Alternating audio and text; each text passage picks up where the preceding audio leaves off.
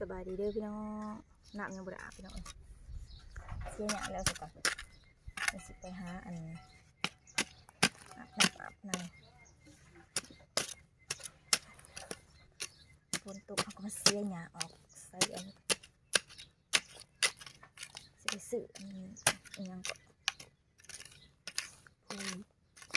ปุยมาใส่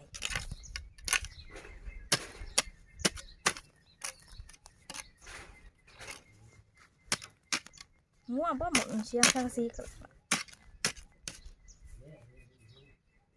มันอันหมดกินใบลำไยได้นะเห็นมันจ่องกินมื้อนะแบะเอาให้มันจ่องกินอันนะมื้อนะ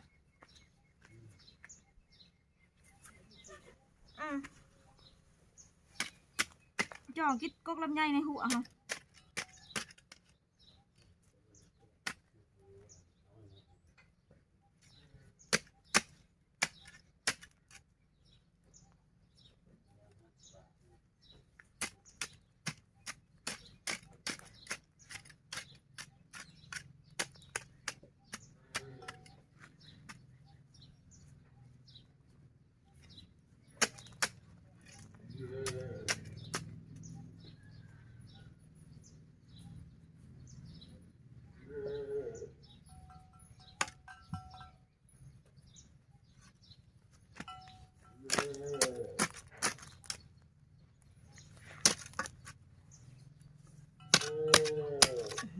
หิน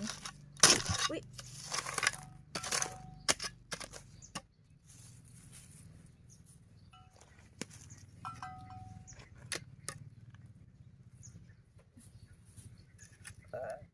เดี๋ยวกระเพาะขึ้นเกือบออกว่ะ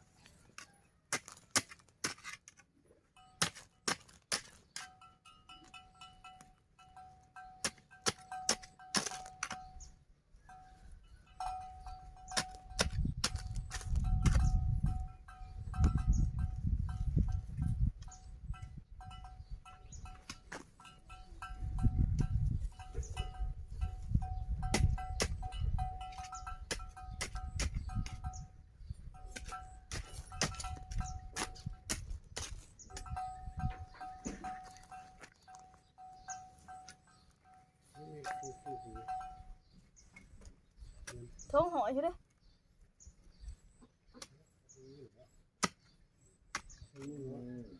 ท้องหอยเนี่ยคอบอลโทรทัศน์น่ะ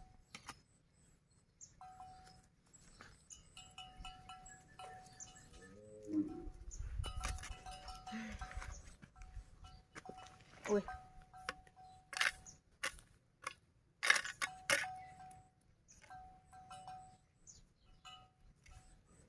ไม่ยังคือมือจังสีเนี่ยคือมือคืออีแทน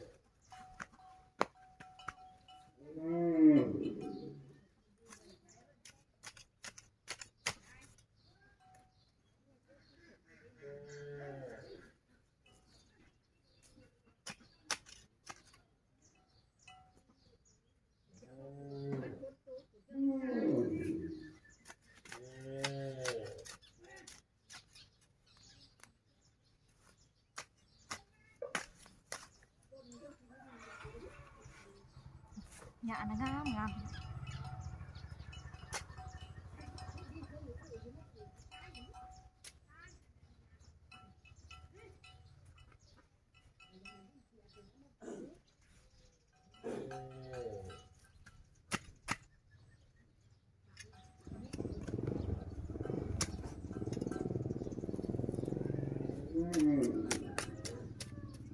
หญ้านั้นหลายพี่น้องคันเฮาบ่เสียนี่ก็ปลูกหยังก็บ่ได้กินหญ้าหุบ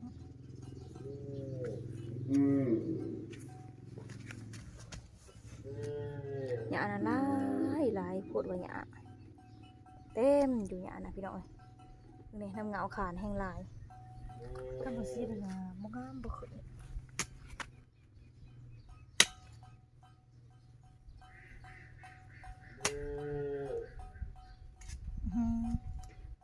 ขี้ดินเขาเหล็กไปเลยโพดสินก็ใส่สินแต้มพี่น้องเอ้ย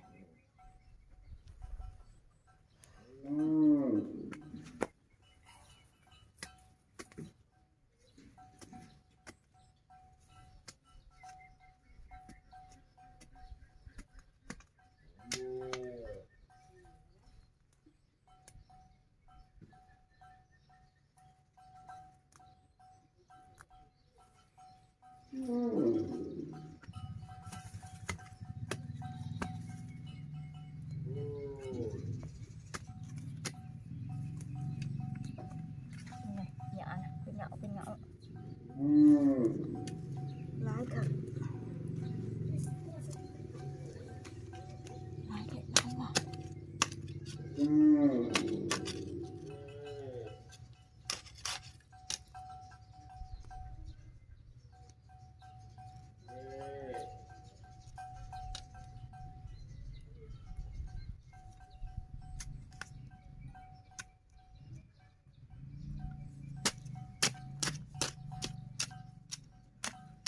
มันกระดิ่งผูอยู่ได้เลยพี่น้องผูอยู่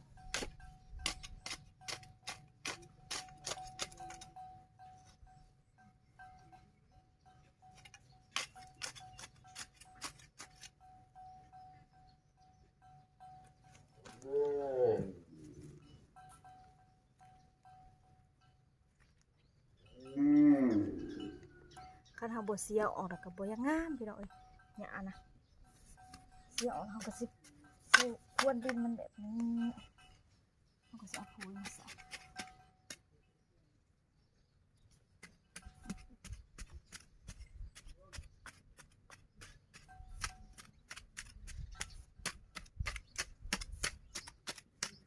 เฮาก็สิเอาปุ๋ยมาใส่กันพี่น้องมาใส่ตอนมันเปียกนี่นะเพราะว่าฝนตกมาใส่เฮาก็ต้องเสียแล้วก็เฮาก็ต้องใส่ปุ๋ยน้ำใส่ตอนฝนตกนี่นะพวกดินมันเปียกพี่น้องเฮาก็เสียหญ้าเฮาก็ใส่เฮาบ่เสียหญ้าบ่จะงาม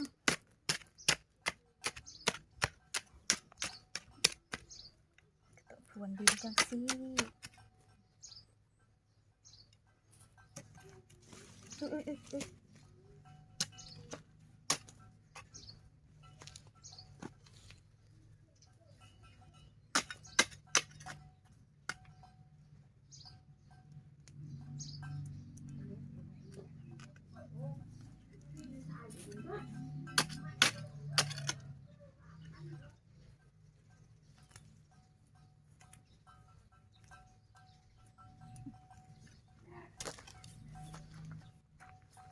หอนเลยน้ำยังบ่ได้อาบเฮาเสียหญ้าอันแล้วเฮาจะสิไปอาบพี่น้องให้มันเหือออกก่อนมันสีหอนๆแล้วเฮาก็สิไปอาบน้ำโอ้ย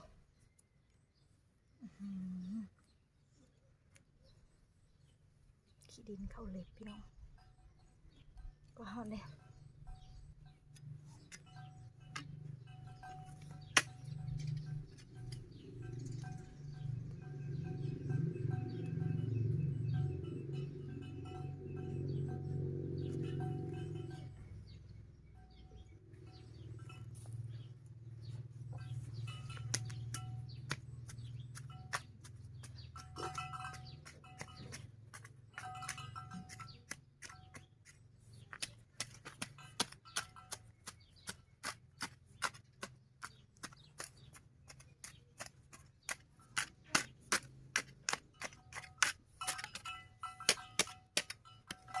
พวนแล้วเรียบร้อยเขาก็สิเอา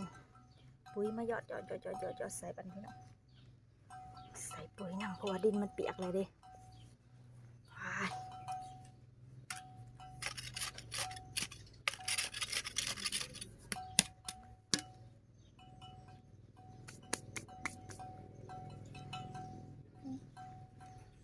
เหยียบเครื่องมาหมุนแอบหมุนเลยพี่น้องถอยหลังไปบ่เห็นต้นโตมาใส่ดินมันก็อ่อนอยู่นี่เขาก็พวนเอาพี่น้องมันงามเขาก็ต้องดูเสียเนี่ยอะดูพวนดินเอานำมันจะเสียมันจะสีงามไปพรวนดินข้างนั้นอีกยังบ่แล้วได้พี่น้องยังบ่แล้วหน้าก็หน้าสดเดี๋ยวนี้ยังบ่ได้ทายังพี่น้องรีบก็บ่ได้ทาแป้งก็บ่ได้ทาเพราะว่าน้ำยังบ่อาบถ่ายคลิปเฉยพี่น้อง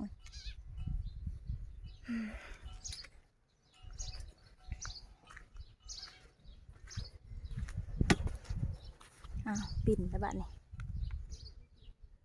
30 ปิ่นสินกระเหียเพราะสินเ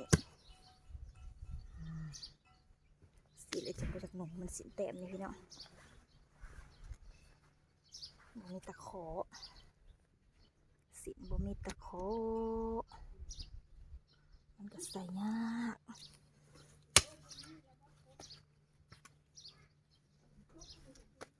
กบยังใหญ่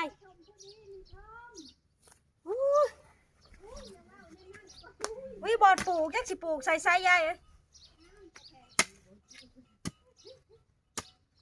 ใหญ่พ่อปลูกแล้วบ่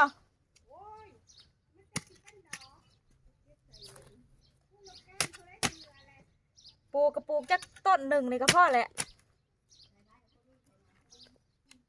สมพอดีเฮ้ย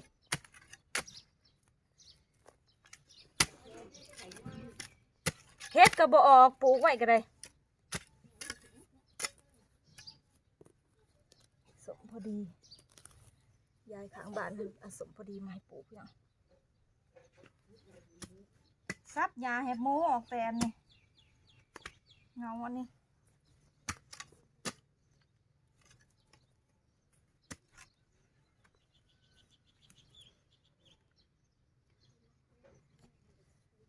มันยองมันแยงมันก็ดิน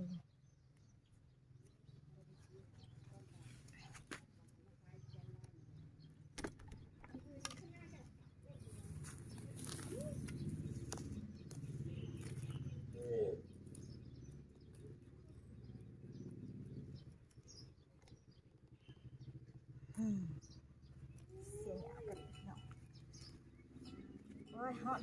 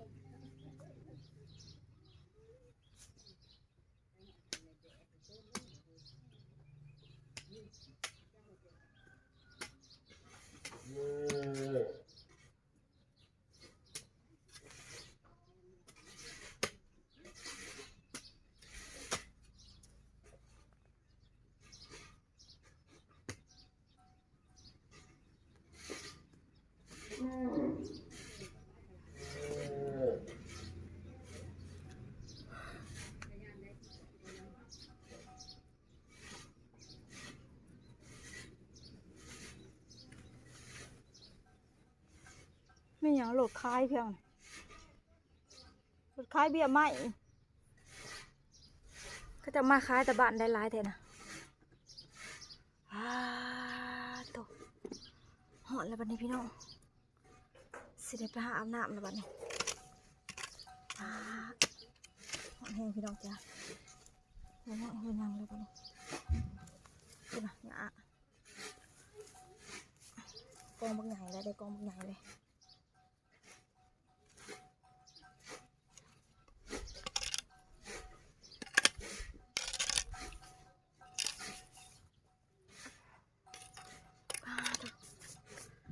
เฮ้ยยังพี่น้อง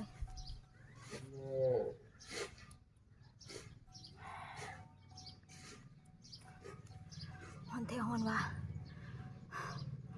หิวน้ำลูกไส้กับบริอยู่เพื่อนพี่น้องอยากใส่อีกเลยผู้ไปอยู่น้ำป่าผู้ไปอันอยู่น้ำเอื่อยเพื่อนผู้มาแต่กทมตื่นมาขมาถามหากันพี่น้องพิดบอลเลยน้องพรไปอยู่น้ำป่าอยู่น้ำป่าอยู่น้ำเอื่อยบริอยู่น้ำแม่ห้องแม่นะห้องน้าสาวพี่น้องลูกไส้ก็ได้มันห้องป่ามันห้องแม่ห้องนี้ป่าอันแม่ห้องน้าสาวพอ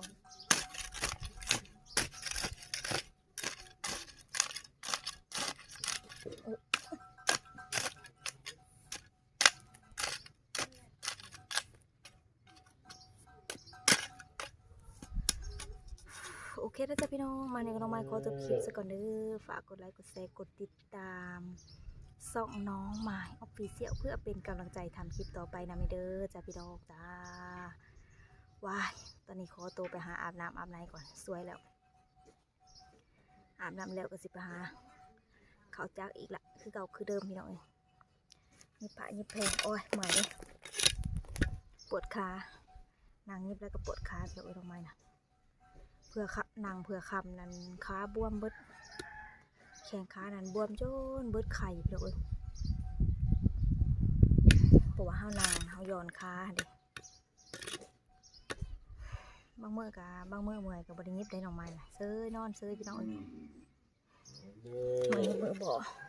บางเมื่อกับบริยิบบางเมื่อก็ยิบโอเคถ้าพอกันใหม่คลิปหน้าสบายดีเด้อ